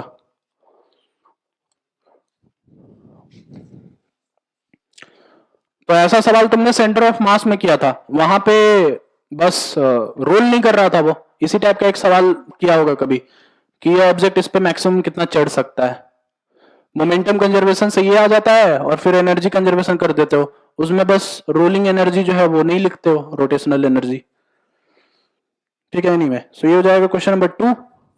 नेक्स्ट क्वेश्चन नंबर 3, अलग अलग लिख रहा हूं ना मैं, half 2m into V dash square plus rotational सिर्फ ए का होगा ना, अच्छा, ओके सर। रोटेशनल में इसका एनर्जी थोड़ी ना आएगा, इसका तो बस ट्रांसलेशन का आएगा ना बी का, ओके सर। और ट्रांसलेशन में मैं दोनों का एनर्जी लिखे रहा हूं फाइनल। हाँ, okay sir. So next question number 3, so बोला जा रहा है क्वेश्चन नंबर 3 में कि there is a rod which is placed on the origin and an impulsive force is applied for some time at point A. तो यहां पे एक इंपल्स लगाया गया, इंपल्स लगाया गया मतलब ये वेलोसिटी से आगे भी बढ़ने लगा और ओमेगा से घूमने भी लगा। So what is the x coordinate of end a of the rod when rod becomes parallel to the x axis. So मान लो यहां पे इंपल्स लगा, यहां पे इंपल्स लगा आई, तो आई अगर इंपल्स लगा तो आई को अपन लिख सकते हैं चेंज इन मोमेंटम के बराबर। चेंज इन मोमेंटम लिखने के लिए इसके सेंटर ऑफ मास की वेलोसिटी v मान लो और ये मान लो कि ये ओमेगा से घूमेगा। So impulse is equal to m into v minus 0, सबसे पहला इक्वेशन। और दूसरा इक्वेशन एंगुलर इंपल्स का, angular impulse means L by 2 into I is equal to I omega, I omega मतलब ml square by 12 into omega. So v की value मिल गई I by m और ओमेगा की भी वैल्यू मिल गई जो भी यहां से आया, मतलब ये ओमेगा कितना हो जाएगा, L से L कटा 2 से 2 कटा, मतलब ये हो जाएगा 6i बाई एल स्क्वायर। ये दो टर्म्स तुमको मिल जाएंगे इस इंपल्स के हेल्प से आई के टर्म्स में। अब बोला जा रहा है कि कुछ टाइम के बाद ये रॉड जो है पैरेलल टू एक्स एक्सिस हो जाएगा। जब ये पैरेलल टू एक्स एक्सिस हो जाएगा तो कितना एंगल कवर किया रॉड ने, 90 डिग्री। तो ट्रांसलेशन अलग सॉल्व करो, रोटेशन अलग सॉल्व करो। ओमेगा की वजह से 90 डिग्री कवर कर रहा है, बताओ कितना टाइम लगेगा उसको कवर करने में 90 डिग्री।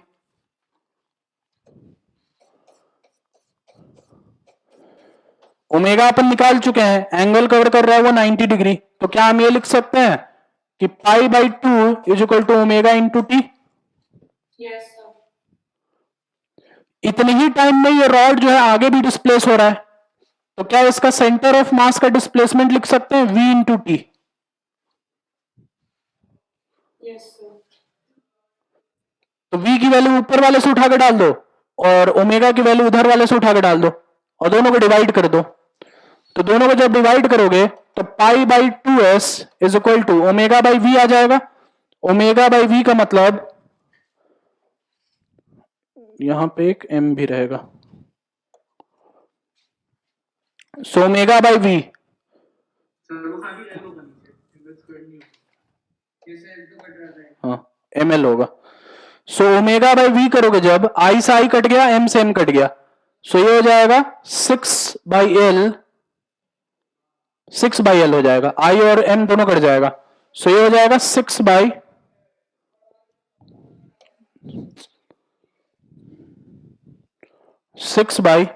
एल। सो एस की वैल्यू यहां से आ गई, कितनी आई है, ये हो जाएगा पाई एल बाई 12। डिस्प्लेसमेंट जो होगा सेंटर ऑफ रॉड का ये हो जाएगा पाई एल बाई 12। ठीक है, तो ये याद रखना, अभी इसको सॉल्व करते हैं आगे। सो ये रॉड जो है थोड़ी देर के बाद ये दिखेगा कुछ ऐसा। डिस्प्लेसमेंट ऑफ सेंटर ऑफ मास जो होगा ये हो जाएगा पाई एल बाई 12, यहां से पाई एल बाई 12। तो बताओ रॉड एंड का मतलब एंड ऑफ रॉड का वो जो कोऑर्डिनेट है वो क्या हो जाएगा, क्या वो ये डिस्टेंस प्लस ये डिस्टेंस हो जाएगा, Yes, sir. मतलब pi L by 12 plus L by 2। D option. ये तुम्हारा आंसर हो जाएगा। सो रोटेशन अलग सॉल्व हुआ, ट्रांसलेशन अलग सॉल्व हुआ, दोनों को सेंटर ऑफ मास के रिस्पेक्ट में सॉल्व किया, टाइम दोनों का सेम था, उसका यूज करके हमने ये इस तरीके से सॉल्व कर लिया। ये पिछले क्वेश्चन में अलग आता है, आपके यहाँ पे तक आना।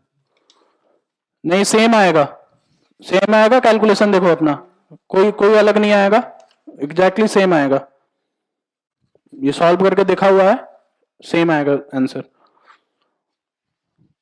Next question number 4। Yes, sir. हो गया. क्वेश्चन नंबर 4 हो गया। म्यू जी से पीछे चला जाएगा ना, जो नीचे वाला प्लान है। क्यों म्यू जी से पीछे क्यों जाएगा, क्योंकि अगर वो आगे जा रहा है तो फिर उसका फ्रिक्शन फोर्स उसे पीछे धकेलेगा, क्योंकि वो ग्राउंड से तो जीरो ही है। ग्राउंड पे कहाँ है ये तो प्लैंक के ऊपर है। प्लान पीछे जाएगा ना, क्यों, वही तो पूछ रहा हूँ क्यों। तो क्योंकि वो जो है बॉल वो आगे जाएगी तो फिर वो उसे पीछे फ्रिक्शन फोर्स लगाएगी, जिसकी वजह से वो डिस्प्लेस हो जाएगा।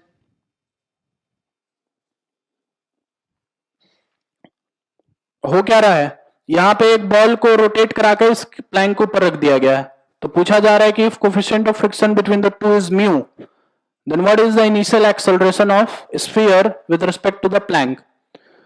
तो ये बताओ जब इसको नचा के इस पे रख रहा है तो क्या हो क्या रहा है, मोशन किस तरीके का हो रहा है। सर जो स्क्वायर है वो आगे जा रहा है और प्लैंक की तरफ पीछे की तरफ म्यू जी लग रहा है और बॉल आगे म्यू जी लग रहा है। काइनेटिक फ्रिक्शन क्यों लगेगा, स्टैटिक क्यों नहीं लगेगा। सर क्योंकि वो रोटेट करते हुए रखा है ना, तो वो उसको आप खुद आगे जाने की कोशिश करेगा, उसको पीछे भेजने की कोशिश करेगा। हाँ तो काइनेटिक फ्रिक्शन क्यों, स्टैटिक फ्रिक्शन क्यों नहीं, why kinetic friction why not static friction. इन दोनों के बीच में काइनेटिक फ्रिक्शन इस वजह से लगेगा क्योंकि इसके पास कोई वेलोसिटी नहीं है, सिर्फ ओमेगा है। तो बॉडी को जब रखोगे तो प्योर रोलिंग में आना चाहेगा वो, प्योर रोलिंग का सिचुएशन ये में, प्योर रोलिंग का कंडीशन यहां पे नहीं है, ओमेगा तो है बट वेलोसिटी नहीं है। अगर किसी भी सरफेस को जब रखते हो, जैसे प्लैंक जो है इनिशियली रेस्ट पे है, तो उसको प्योर रोलिंग पे आने के लिए v equal to omega R होना चाहिए था। मान लो फिर प्लैंक बाद में मूव करता तो v minus omega R equal to कुछ v नॉट कर देते, लेकिन यहां पे वेलोसिटी तो नहीं है इसके पास, तो क्या ये प्योर रोलिंग में है भाई, प्योर रोलिंग में नहीं है, इस वजह से काइनेटिक फ्रिक्शन लगेगा। तो काइनेटिक फ्रिक्शन क्या करेगा, इस रिलेटिव मोशन को खत्म करेगा। ये ओमेगा से ऐसे घूम रहा है, मतलब इस पॉइंट की वेलोसिटी जो है पीछे है, और ये प्लैंक रेस्ट पे है, तो फ्रिक्शन क्या करेगा? फ्रिक्शन इसको रोकेगा और इसको प्लैंक को पीछे धक्का मारेगा। प्लैंक पे फोर्स पीछे लगेगा और इस रिंग या स्फीयर पे फोर्स जो है आगे लगेगा। ये दोनों काइनेटिक होगा, तो काइनेटिक होगा तो अपने मैक्सिमम वैल्यू पे होगा। मैक्सिमम वैल्यू मतलब म्यू पे होगा, तो एक्सेलरेशन क्या है वो Fr/m हो जाएगा, मतलब ये म्यू जी हो जाएगा। दोनों का मास सेम ही है तो इस वजह से दोनों का acceleration same mu G, but in opposite direction. ये यहां पे एक्सेलरेट हो रहा है, ये यहां पे एक्सेलरेट हो रहा है, तो बताओ प्लैंक के रिस्पेक्ट में इसका क्या एक्सेलरेशन आया? 2 म्यू जी, 2a हो जाएगा। इस वजह से करेक्ट आंसर डी हो जाएगा। ये क्वेश्चन नंबर 4 है। Next question number 5। Question number 5। So question number 5 में ये बोला गया है कि there are 2 balls A and B. A is released and just when A is about to collide with B, B को भी रिलीज कर दिया जा रहा है। Ball B is kept at rest and it is released just before 2 balls collide. मतलब actually में दोनों का कोलिजन होने वाला है। Now ball A rolls without slipping on inclined plane and collides elastically with ball B. So what is the kinetic energy of ball A just after the collision with ball B? Collision के just बाद बताओ kinetic energy कितना है ball ए का। तो जब ये नीचे से ऊपर से नीचे आ रहा है तो रोल करता हुआ आ रहा है, प्योर रोलिंग में ये बोला गया है। मान लो जब ये कोलिजन हो रहा है तो इसकी वेलोसिटी v है और ये ओमेगा से पहुंचा इसके पास, तो ये जो v और ओमेगा में काइनेटिक एनर्जी मिल रही है किसकी वजह से मिल रही है? क्या चेंज इन पोटेंशियल एनर्जी की वजह से मिल रही है? मतलब mgh/2 को क्या हम लोग ये लिख सकते हैं, ये हो जाएगा half mv² plus half I omega square. Ball है मतलब सॉलिड स्फीयर है, so half I omega square मतलब 2/5 mr² इंटू v²/r²। यहां से v की वैल्यू आ गई, v की वैल्यू यहां से निकल गई। अब जब इससे ये कोलिजन में जाएगा, इलास्टिक कोलिजन में, इन दोनों का मास सेम है, तो क्या इसका वेलोसिटी इसको मिल जाएगा, एक्सचेंज हो जाएगा velocity. Elastic collision same mass का अगर कोलाइड करता है तो अपना वेलोसिटी एक्सचेंज कर देता है, तो ये इसको दे देगा वेलोसिटी और इसका वेलोसिटी इसमें आ जाएगा। तो क्या इसका ट्रांसलेशनल वेलोसिटी 0 हो गया और इसका ट्रांसलेशनल वेलोसिटी v हो गया? तो बताओ ए के पास कितना और एनर्जी बचा? रोटेशनल एनर्जी सिर्फ बचा, ट्रांसलेशनल वाला तो शिफ्ट हो गया। ट्रांसलेशनल वाला तो शिफ्ट हो गया, इसके पास सिर्फ रोटेशनल एनर्जी बचा। इसका मतलब ये है एनर्जी आफ्टर कोलिजन क्या सिर्फ हाफ आई ओमेगा स्क्वायर हो जाएगा। तो ये हो जाएगा हाफ 2/5 mr² इंटू v²/r²। सिर्फ इतना एनर्जी बचेगा।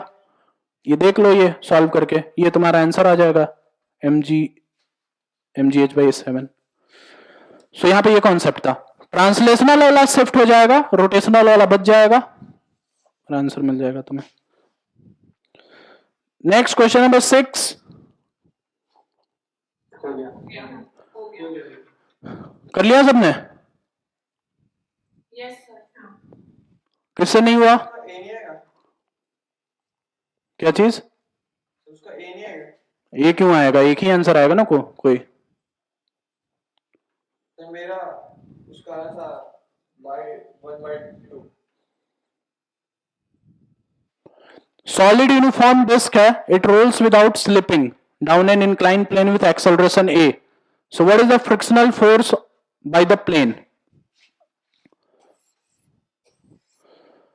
सो ये बताओ यहां पे फ्रिक्शन कहां लगेगा? बॉटम उस पॉइंट पर। ऊपर के डायरेक्शन में। ये एक्सेलरेशन a से आ रहा है, तो क्या इसका अल्फा जो है a/r है? Yes sir. ये अल्फा कौन देगा इसको? Friction. So friction into are is equal to I alpha, torque is equal to I alpha. I जो होगा वो हो जाएगा mr² इंटू अल्फा, मतलब ये हो जाएगा mr² इंटू a/r। आर काट दो, कितना आ गया ये? Next question number 7. डाल दिए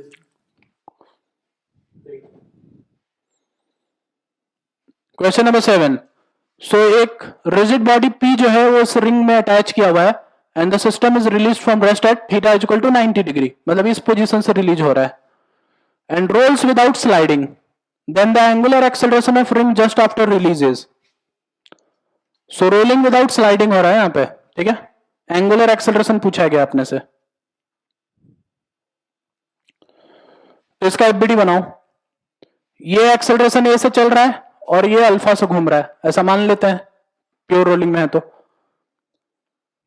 फ्रिक्शन कहां लगेगा? फ्रिक्शन का डायरेक्शन कहां पे होगा प्योर रोलिंग करवाने के लिए? पीछे की तरफ, क्यों पीछे की तरफ? क्यों? आगे की तरफ करना है। तो माना आगे की तरफ से तो पीछे की तरफ करेगा कभी। ये P जो है यहां पे है, ये P जो है यहां पे है, तो इसका जो mg है इसको अल्फा दे रहा है. नीचे की तरफ एक्सेलरेशन कौन दे रहा है इसको? mg mg तो नीचे लग रहा है. एमजी तो नीचे लग रहा है ना फ्रिक्शन. तो फ्रिक्शन देखो ना, पीछे फ्रिक्शन लेगा, पीछे की तरफ करेगा तो आगे को करेगा।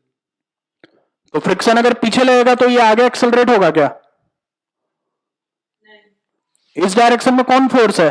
इस डायरेक्शन में भी कोई फोर्स होना चाहिए ना एक्सेलरेशन देने के लिए इसको. mg तो इसको अल्फा दे पा रहा है, mg का जो डायरेक्शन है इधर है, तो अल्फा मिल रहा है ना mg से. एक्सेलरेशन कौन दे रहा है इसको? कौन सा फोर्स है यहां पे? कोई भी फोर्स नहीं है तो फ्रिक्शन ही आएगा पिक्चर में, तो फ्रिक्शन ही लगेगा ना आगे के डायरेक्शन में. हर बार फ्रिक्शन पीछे नहीं लगता है, समझना पड़ेगा इस बात को कि आंख बंद करके पीछे नहीं लगा देना फ्रिक्शन. रोलिंग में समझना पड़ेगा कि क्या सिचुएशन आ रहा है. प्योर रोलिंग करवाना है बस, ए और अल्फा दोनों चाहिए. इंक्लाइन प्लेन वाले केस में जैसे समझाया था तुम्हें कि जी साइन थीटा से एक्सेलरेशन मिल रहा है, तो अल्फा कौन देगा उसको?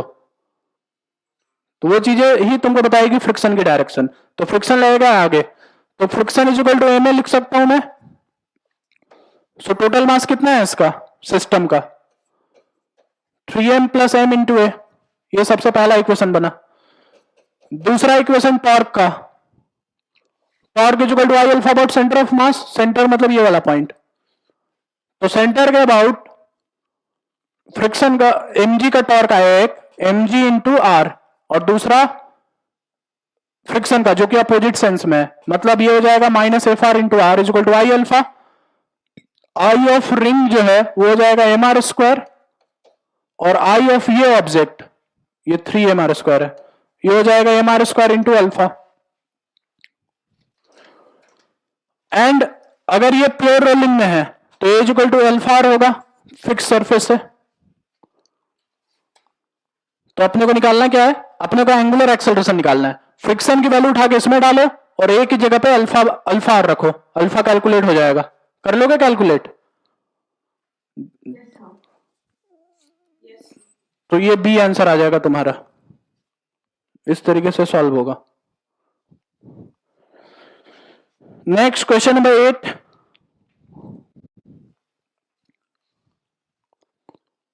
तो एंगुलर मोमेंटम कंजर्व कर लोगे?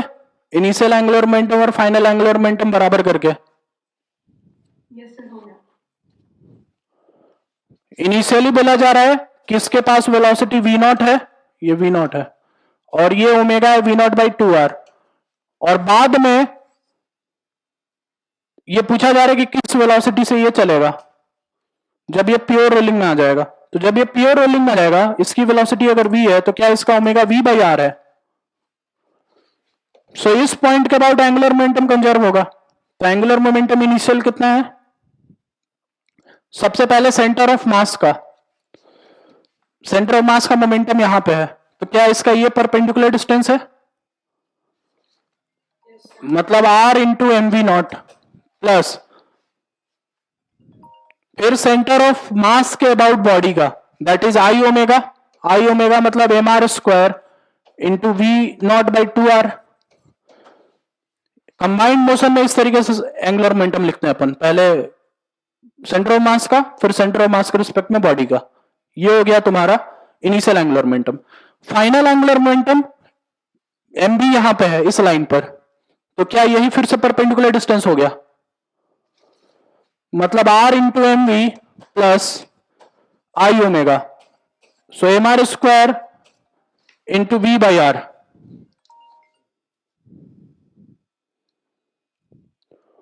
वी की वैल्यू निकल जाएगी, एंगुलर मोमेंटम कंजर्व हो गया, क्वेश्चन सॉल्व। ये आएगा तुम्हारा आंसर बी।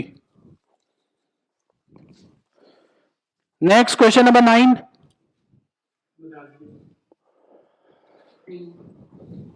सर इसमें तो म्यू इक्वल्स tan थीटा हो जाएगा ना वो कंडीशन के हिसाब से problem.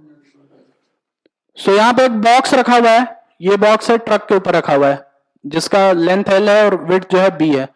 So if box does not slide, what is the maximum acceleration for it to remain in equilibrium with respect to truck? Truck के रिस्पेक्ट में इक्विलिब्रियम पर रहना चाहिए, तो ट्रक के रिस्पेक्ट में इसका एफबीडी बनाओ। इसका एफबीडी में क्या क्या आएगा? एक आएगा यहां पे स्यूडो फोर्स, एक आएगा नॉर्मल और एक आएगा एमजी। तो एमजी तो लग गया यहां पे, नॉर्मल अपने आप को शिफ्ट करेगा टॉपलिंग से बचाने के लिए। फ्रिक्शन कहां पे लगेगा? फ्रिक्शन का डायरेक्शन आगे की पीछे?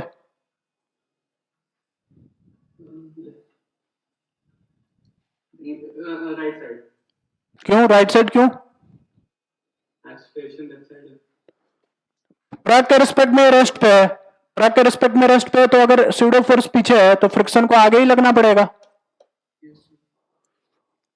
और वैसे भी सोच के देखो कि अगर ये ट्रक जो है ट्रक के ऊपर ब्लॉक रखा हुआ है और ये ट्रक के साथ ही आगे बढ़ रहा है, तो इस डायरेक्शन में ग्राउंड के रिस्पेक्ट में कौन सा फोर्स लग रहा है इस पे जो इसको आगे की तरफ प्रोवाइड कर सकता है मोशन? वो फ्रिक्शन ही है, इस वजह से फ्रिक्शन आगे लगेगा।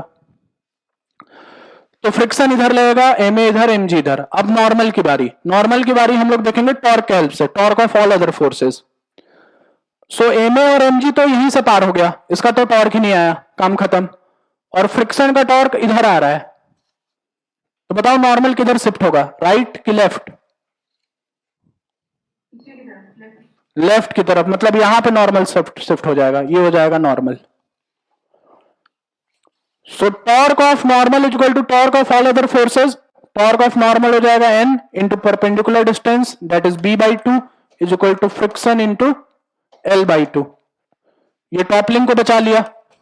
और उसके बाद इक्विलिब्रियम और मेंटेन करने के लिए नॉर्मल की वैल्यू mg एंड फ्रिक्शन की वैल्यू ma, इन दोनों को ऊपर डाल दो, इन दोनों को ऊपर डाल दो, a की वैल्यू आ जाएगी जो कि आएगी gb बाई l। ये हो जाएगा question number 9। Question number 10। Sir normal हमारा पीछे हुआ था तो बता दीजिए। Torque of all other forces, MA और एमजी सेंटर से ही पार हो गया, उसका टॉर्क 0। और फ्रिक्शन का टॉर्क बचा सिर्फ, वो किधर आया? इस तरफ ऐसे घुमाएगा एंटी क्लॉकवाइज। तो नॉर्मल इस टॉपलिंग को बचाने के लिए पीछे शिफ्ट होगा, क्लॉकवाइज लाने के लिए। Okay sir.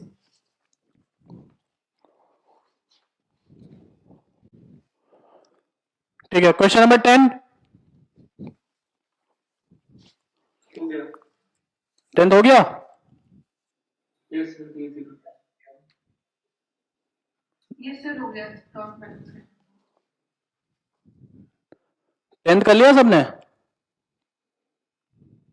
यस। ट्राई किया अभी तक। चलो 10 से 15 ट्राई करो फिर जल्दी से। चलो डिस्कस करते हैं क्वेश्चन नंबर 10। सर एक मिनट। 10th हो गया? 10th हो गया। Yes sir. ठीक है, क्वेश्चन नंबर 11th। हो गया। क्वेश्चन नंबर 11 तो पिछली क्लास में किया था अपन ने, यस सर। वो टेंशन वाला सवाल T1 एंड T2 वाला। यहाँ पे नॉर्मल 1 और नॉर्मल 2 है। ठीक है ना? Yes, sir. Question number 12, Sir, 12th बता दीजिए. so question number 12, a ring and an uniform disk of radius r is given an angular velocity and then carefully placed on a horizontal surface such that its axis is vertical. तो घुमा के जमीन पे छोड़ दिया ground पे, तो axis vertical हो गया, तो घूमते घूमते वो रुक जाएगा कोफिशिएंट ऑफ फ्रिक्शन की वजह से. So coefficient of friction is mu for both the cases. Then the ratio of time taken by the ring and disk to come to rest is n/3, where n is. तो सबसे पहले ring का case लेते हैं. Top view बना रहा हूं मैं, सामने से देख रहा हूं. तो अगर मैं यहां पे देखूं तो फ्रिक्शन इस पे यहां पे टेंजेंशियली लगेगा हर पॉइंट पर, इस तरीके से. अगर मान लो ये इधर की तरफ घूम रहा है तो फ्रिक्शन उल्टे डायरेक्शन में लगेगा.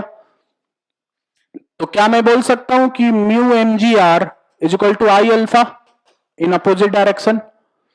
आई जो होगा इसका m are square into alpha. So यहां से अल्फा की वैल्यू आ जाएगी mu g by are.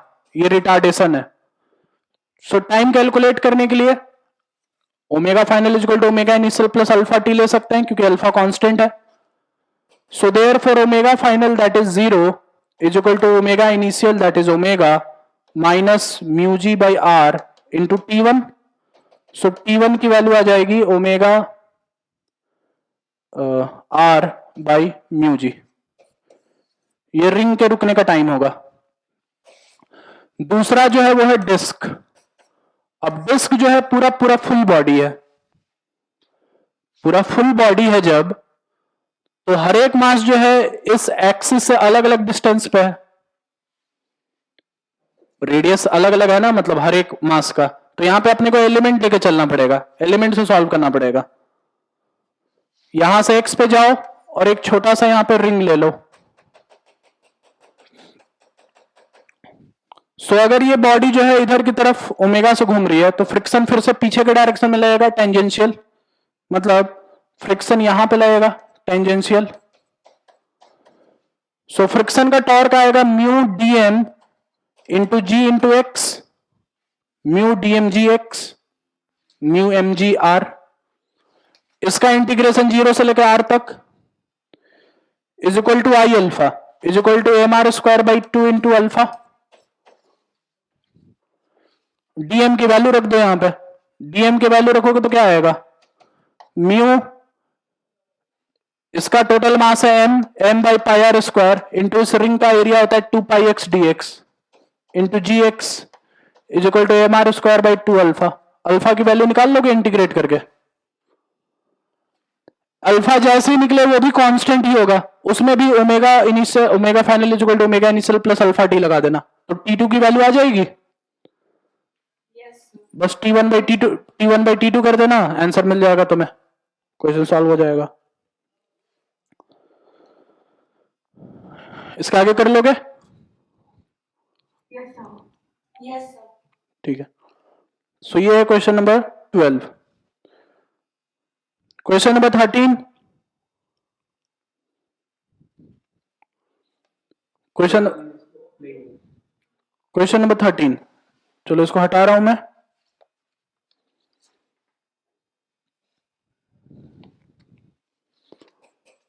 Question number 13. Question number 13 में बोला गया कि uniform rod of mass m and length l rest on a horizontal surface and one end of the rod is struck with impulse 3 Newton per second perpendicular to the rod and removed, as a result of which the rod gets angular velocity and linear velocity. दोनों velocity मिलेगा. अभी एक सवाल भी हमने किया था ऐसा कुछ, जिसमें velocity और ओमेगा दोनों ही निकाला था हमने, impulse और angular impulse के हेल्प से. So now the force with which one half of the rod will act on the other half. So मान लो यहां पे ये रॉड है, सेंटर की पॉइंट की वेलोसिटी v आ गई और ये ओमेगा से घूमने लगा, तो वेलोसिटी अपन निकाल सकते हैं इंपल्स से. Impulse is equal to change in momentum. Mass की वैल्यू 5 है तो v की वैल्यू 3/5 हो गई, और एंगुलर इंपल्स से हम लोग ओमेगा निकाल सकते हैं, मतलब 3 into l by 2 is equal to I omega, मतलब m l square by 12 into omega, l से एल कटा 6, सो ओमेगा की वैल्यू आ गई 3 into 6 by m, 5 into l, l है 90 सेंटीमीटर, तो 90 इंटू 100, सो ये 0 से ये 0 कटा, 3 3 2 3, 5 2, मतलब ये आ गया 4/3। सो ओमेगा और वी दोनों मिल गया है इस एक्सप्रेशन से। अब उसके बाद बोला गया है कि आधा रॉड बाकी आधे रॉड पे कितना फोर्स लगा रहा है, तो आधा रॉड को काट दो यहां पे, ये आधा रॉड देखो, सिर्फ ये आधा रॉड का सेंटर ऑफ मास यहां पे है जो कि ओमेगा से घूम रहा है, तो सेंटर ऑफ मास के रिस्पेक्ट में ये जो पॉइंट है ये ओमेगा से ही घूमेगा, ओमेगा से ही घूमेगा ना, सबका पॉइंट वी से आगे चल रहा है और ओमेगा से घूम भी रहा है, लेकिन सेंटर ऑफ मास के रिस्पेक्ट में सिर्फ ओमेगा से घूमेगा, रिजिड बॉडी है, तो क्या हम ये बोल सकते हैं कि यहां पे लगने वाला टेंशन इसका सेंट्रीपिटल फोर्स के बराबर है। So T is equal to M omega square, और ये डिस्टेंस दैट इज L/2, मतलब L/4, sorry, total length L है तो ये L/2 हो गया, तो इसका जो सेंटर मास है L/4 पे आएगा यहां से, so m omega square L/4, values put कर दो, टेंशन की वैल्यू आ जाएगी, क्वेश्चन सॉल्व हो जाएगा। शर्मा 4 होगा, 4 होगा, वो भी नहीं आएगा नीचे। ओमेगा ओमेगा 4 आ रहा है, वो जो 3 नीचे है ना 9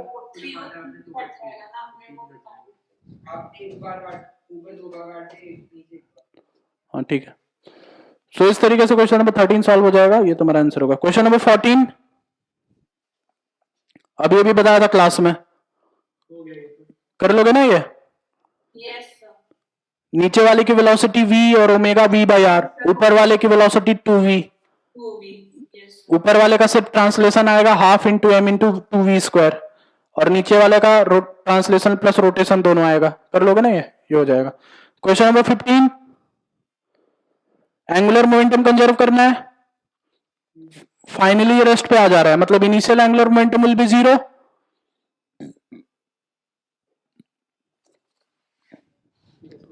सब्ट्रैक्ट होगा, यहां पे वेलोसिटी v नॉट है और ओमेगा नॉट इधर होना पड़ेगा, तभी ये जाके रुकेगा आगे। सो इसका मतलब ये है mv नॉट आर माइनस, क्या है ये, सॉलिड स्फीयर है, 2/5 mr square into omega not is equal to 0, mv not R इधर, आई ओमेगा इधर, सो माइनस, देख लो यहां पे एक्सप्रेशन आ जाएगा 2 ओमेगा नॉट आर अपन v नॉट का, 5 आ जाएगा आंसर।